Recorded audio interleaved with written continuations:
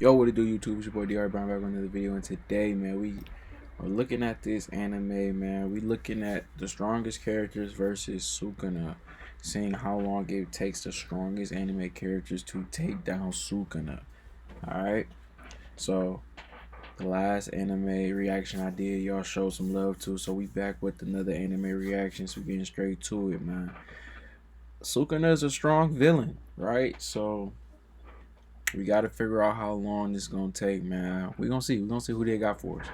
Have you ever wondered what would happen if the strongest anime characters fought Ryoma and Sukuna? Would they be able to defeat him? Well, the answer might actually surprise you. But before we start, to make this battle even more exciting, we are taking Sukuna's original body, his Heian era form, while still retaining the skill set he had during the final battle. This is important because, while inhabiting Megumi's body, Sukuna was vulnerable to attacks that targeted the boundary between souls, such as Yuji Itadori's soul-striking punches. However, in his true body, Sukuna has almost zero vulnerability to such attacks. Secondly, we will assume that every character from another verse can see curses and curse spirits just to keep things fair. So, to start things off, we have Luffy from One Piece. Here, Luffy starts in his Gear 5 form right from the start. At first glance, this battle seems dangerous for Luffy, since his rubber body has historically been vulnerable to slashing attacks, which is exactly Sukuna's specialty. Sukuna would immediately open with Malevolent Shrine, raining down Cleave and Dismantle, but none of that matters if the attacks can't touch their opponent. You see, Luffy, who scales to light speed reaction feats, is drastically faster than the hypersonic speeds commonly shown in the Jujutsu Kaisen verse. On top of that, Future Sight allows Luffy to predict Sukuna's slashes before they even happen. And even if needed, Luffy has Armament Haki to block or tank those attacks. The only real threat Sukuna poses to Luffy is the world-cutting slash. This technique targets the space or world itself rather than the individual, meaning it can theoretically bypass Luffy's rubber body and haki. And to be fair, if it lands, it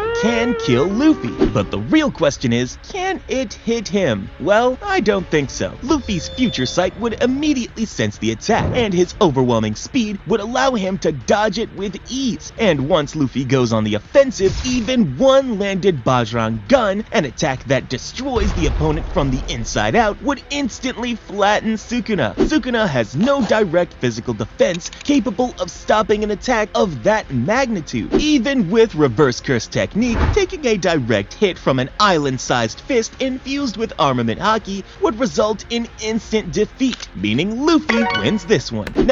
How y'all feel about that? How y'all feel about Luffy taking that first dub, man? I ain't gonna lie, I'm surprised, bro. I'm surprised, like, on how easy it would be. Not the fact that Luffy won, but how easy it would be. Now, before we move ahead, like this video, subscribe to the channel, and let's keep going. Stop Tanjiro from Demon Slayer. Okay, so as always, to keep things fair, we will be taking Tanjiro in his Demon King form, but honestly, I doubt it changes the outcome of this battle. While Demon King Tanjiro represents the absolute pinnacle of power in his universe, boasting regeneration superior to Muzan and complete immunity to sunlight, he is still utterly outmatched against the King of Curses. All it takes is one world-cutting slash, and it's completely over for Tanjiro. So yeah, Tanjiro loses this one. Next up is Kaiju number 8. Now, in his evolved state, Kafka's power is practically immeasurable, likely surpassing Fortitude level 10. His durability is also insane, as seen when he tanked direct hits from a Meireki-era Daikaiju, and honestly, this battle is debatable. You see, even if Sukuna uses Malevolent Shrine and tries to adjust its output using Cleave, it still wouldn't have much effect on Kafka. That's because Cleave's automatic adjustment is ultimately limited by Sukuna's own maximum cursed energy output. And in terms of raw power, Kaiju number 8's evolved form clearly surpasses Sukuna. We've already seen a similar situation with Gojo, where Sukuna's Cleave hit its ceiling due to Gojo's extreme durability, resulting in deep gashes instead of an instant bisection. The only real way Sukuna can win this fight is by landing a world-cutting slash. If he manages to hit Kaiju number 8's core, then Kafka is done for. And if you ask me, I slightly lean towards Sukuna here, mainly because of his battle IQ. I mean, this guy has over 1,000 years of combat experience. But hey, let me know who you think will win this battle in the comments down below. For now, I'll give this one to Sukuna. How y'all feel? How y'all feel? How y'all feel? Right now, Sukuna is 2-1, and there's a lot of fights to go.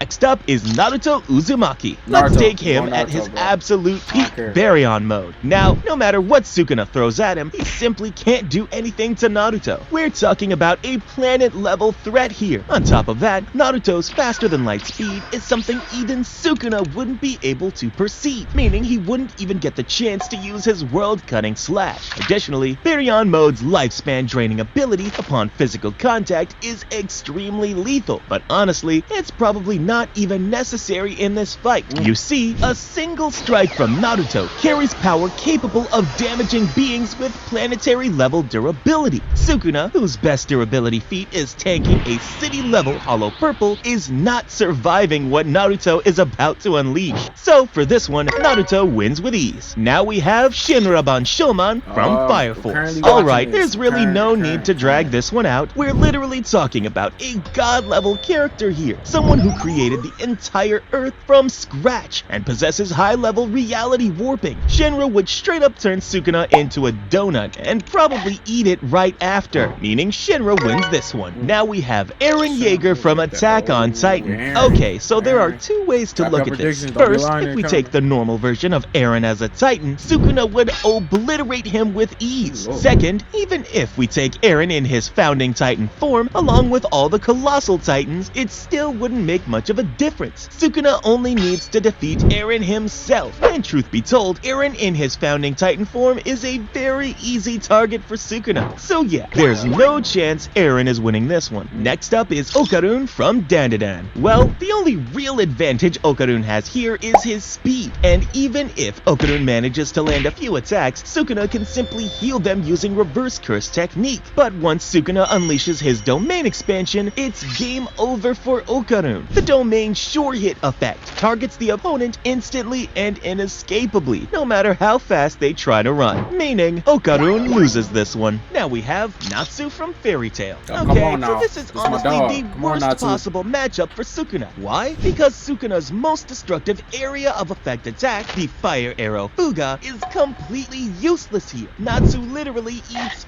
to replenish his magic and increase his power. So if Sukuna tries to burn him, Natsu would simply absorb those flames and use them to boost his own energy. On top of that, in his END form, Natsu's flames have been shown to burn through intangible concepts, including time itself. That means even if Sukuna unleashes his domain expansion, Natsu could simply burn it down. As for the world-cutting slash, I don't see it landing either. Natsu's ability to burn through concepts should allow him to counter or avoid it as well. So no matter what Sukuna throws at him, Natsu takes the win. Next up, Sung Jin-woo from Solo Leveling. Alright, here, I'll be nerfing Jin-woo a bit by not allowing him to use his Shadow Soldiers. You know, just to make things look fair for Sukuna. But if you think this gives Sukuna even the slightest advantage, then my friend, you're completely mistaken. You see, even without his Shadow Army, Sung Jin-woo is a cosmic level entity whose stats completely eclipse the entire Jujutsu Kaisen verse. This fight ends before Sukuna can even register Jinwoo's presence. Now for those wondering, what if Sukuna uses his domain expansion? Trust me, it wouldn't matter. Sukuna's standard cleave and dismantle would fail against Jinwoo's mana reinforced durability, which has already withstood the breath of destruction, an attack that erases existence itself. And as for Sukuna's world-cutting slash, yeah, that's not going to work either. Jinwoo is a dimensional being, capable of jumping between and even destroying entire dimensions. At this point, he's practically the concept of death itself, meaning Jinwoo wins this one with ease. Now we have Deku from My Hero Act. Okay.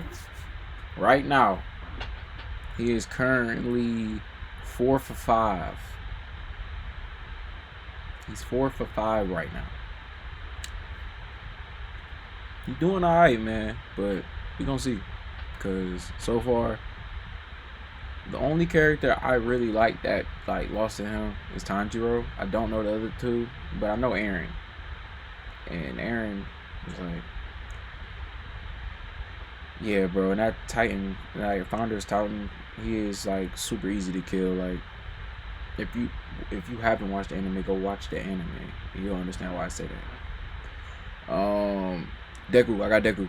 Academia. Izuku Midoriya holds a massive advantage when it comes to speed and raw power, and truth be told, a 100% Detroit Smash would obliterate Sukuna, no doubt. But the problem is that Deku is a close combat fighter and lacks stamina for a prolonged battle. Even if Deku lands several hits and seriously damages Sukuna, we all know how good Sukuna is at adapting to his opponents. Sukuna would simply maintain his distance, forcing Deku to expand more energy, while Sukuna focuses on defense. And the moment Deku gets too close and Sukuna sees the right opportunity, he can instantly unleash his domain expansion, where everything is subjected to a sure-hit rain of slashes. Even with Danger Sense, Deku can't dodge thousands of slashes at once. And remember one thing, Sukuna himself, but Deku cannot. So for this matchup, I'm giving it to Sukuna. Next up, we have Ichigo Kurosaki from Bleach. Now this... Okay. People love to like meat ride Ichigo, so I'm sure Ichigo's finna win this. Let's see.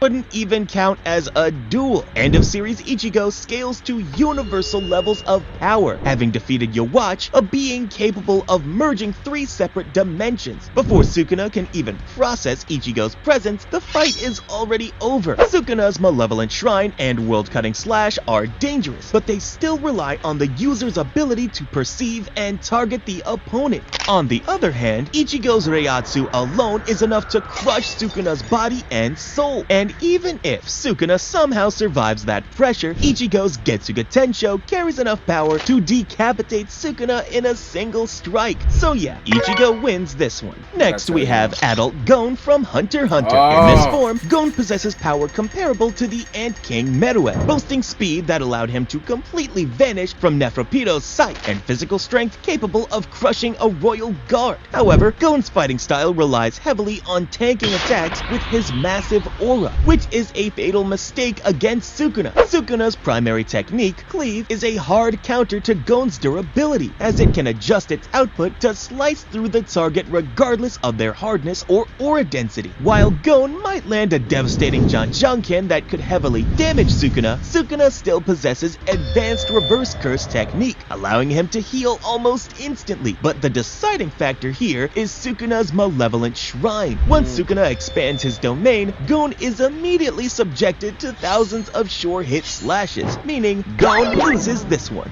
Next, we have Anos Voldigode. Alright, there's no need to drag Anos this one wins. out either. Anos Voldigode operates on a scale where logic and concepts themselves have no meaning. While Sukuna may be the king of curses, Anos is the demon king of tyranny, a being who can destroy universes with his bare fists. Sukuna might try to open a Malevolent Shrine, but Anos' magic eyes of destruction would automatically disintegrate the cursed energy, the domain barrier, and the slashing attacks before they even materialize. And that's not even mentioning Venos Donoa, Anos' sword that destroys the very laws of physics and magic. So yeah, Anos wins this one with ease. Next up, we have Frieren. Alright, so this battle is a clash between two ancient beings, each with over a millennium of experience. So the real question is, who takes this one? When it comes to Frieren, she is a master mage, capable of analyzing and dispelling curses, and her defensive magic is extremely formidable. However, her primary defense, those hexagonal barriers, is fundamentally useless against Sukuna. Sukuna's World-Cutting Slash doesn't target the barrier itself, it targets the space the barrier occupies. No matter how much mana Frieren pours into her shields, she simply cannot defend against an attack that severs space itself. On top of that, Frieren doesn't possess self-regeneration on the level Sukuna does, and Sukuna's domain expansion could easily overwhelm her defenses. The only real way Frieren wins this fight is if she somehow manages to drag the Let's go back to the video. devise a spell to counter them, but honestly, I doubt Sukuna would allow the fight to last that long. So if you ask me, I'm going with Sukuna here. But let us know in the comments who you think wins this matchup. Now we have Asta from Black Clover. For this matchup, the first thing we need to figure out is whether Asta's anti-magic can negate cursed energy or not. And honestly, it can. Asta's anti-magic erases all magic or energy-based attacks, and cursed energy is still at its core. for a form of energy. That means anti-magic can negate it. So, the form we're considering for Asta is his true devil union with Zeton. And trust me, this is overkill. In this form, Asta can erase all magic or energy in his surroundings, creating an anti-magic zone. This would directly disrupt the flow of energy required to form Sukuna's malevolent shrine, effectively neutralizing or completely erasing the domain. And even if Sukuna attempts a sneak attack, Asta's mastery of Ki allows him to sense hostile intent before the attack even happens. Asta would immediately counter with Zeton, a technique that multiplies his physical output exponentially, delivering a slash with continental level force. That strike wouldn't just obliterate Sukuna's body, it would also negate the cursed energy flow required for reverse curse technique, making regeneration impossible. So for this matchup, I'm giving it to Asta. Next up, Dio Brando from JoJo's Bizarre Adventure. As soon as the battle starts, Dio would most— Now, I haven't watched this, but I heard that this dude right here is an evil mother sucker. Like, whew. likely stop time immediately and unleash a barrage of attacks. However, the difference in attack potency and durability here is absolutely staggering. While the world's output is roughly building level, Sukuna has tanked city level attacks like Unlimited Void and Hollow Purple. The physical damage Dio can inflict during time stop simply isn't enough to put Sukuna down, and the moment time resumes, Sukuna can instantly heal using Reverse Curse technique. And once Sukuna activates Malevolent Shrine, it becomes a hard counter to Dio. Even if Dio stops time inside the domain, he still can't escape the 200-meter radius within those few seconds due to his limited movement speed. The moment time begins to flow again, the sure hit effect of Cleave would relentlessly shred Dio's body into nothingness, completely bypassing his vampire regeneration, meaning Dio loses this one. Next, we have Rimuru Tempest. I'll get straight to the point here. Rimuru operates on a conceptual level that completely transcends the entire Jujutsu Kaisen cosmology. While Sukuna's strongest attack is the world-cutting slash, Rimuru possesses space-time domination, multi-dimensional barriers, reality manipulation, and essentially the ultimate power of Cosmos, making the world-cutting slash child's play in front of him. Rimuru could simply erase Sukuna's existence in the blink of an eye. No need to drag this out any further. Rimuru wins this one with ease. Next up, Makima from Chainsaw Man. Okay, for this battle, hear me out for a sec. Sukuna clearly possesses higher destructive power and a domain that can shred matter to dust. He would likely kill Makima instantly at the start of the fight, possibly multiple times using Cleave or Dismantle. However, Makima's contract with the Prime Minister is the ultimate wall. Every time she dies, the damage is transferred to a random Japanese citizen in the form of an illness or accident. Sukuna would need to kill her around 126 million times for it to actually stick,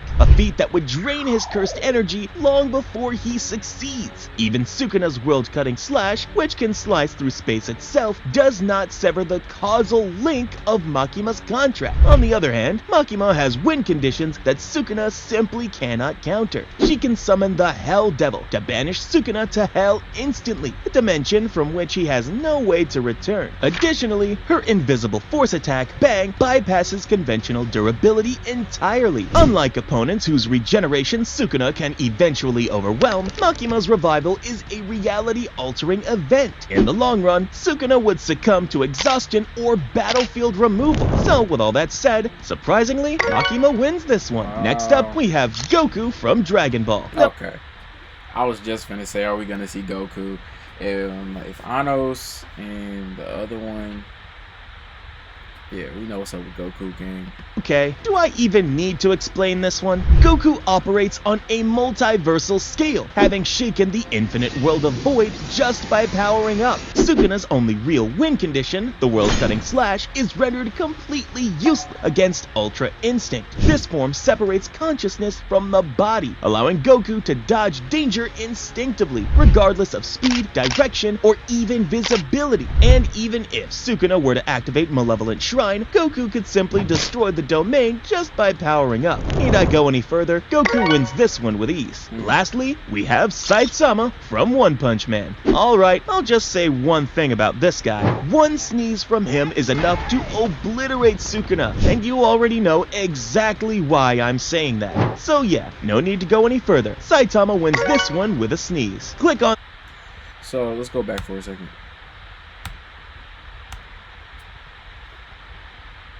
One Punch Man. So Sukuna won 1, 2, 3, 4, 5, 6, 7, 8 fights, and he lost 1, 2, 3, 4, 5, 6, 7, 8, 9, 10, 11, 12 fights, man. Ooh-wee. He was looking cool. He was like 50-50 for the most part, but once the heavy hitters came out, it was really nothing he can do. Like, some fights I knew he was finna lose. Like, when Naruto came, when he came, Jinwoo, Ichigo, Anos. Yeah. Now, I'm surprised about this one. This one was very surprising. But all the heavy hitters, I knew he was finna lose. Can we say that new gen villains aren't strong enough?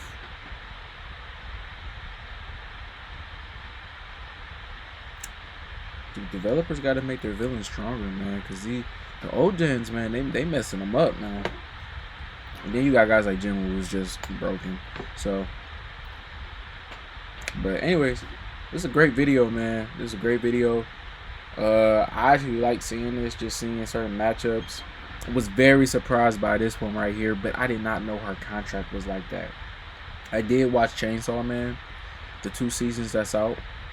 And they didn't say anything, so maybe did they drop another season, or was that in the manga, or I don't know. I didn't read the manga on Chainsaw Man, but I did go watch the movie, but I watched it in sub. I would never do that again, bro. I would never do that again. But with that being said, man, I hope y'all enjoyed this video. Let me know how y'all feel about Sukuna in the JJK world. I hope he do something like this with Gojo. I would love to see how Gojo do. I would love to see how Gojo do. But with that being said, man, like, comment, subscribe. Go watch some of the other great content. Share this content out. And with all that being said, you know you're going to see me again. So, peace. I wanna lock it in, baby, no way in my options. Wanna travel, see the world, getting drunk on the island.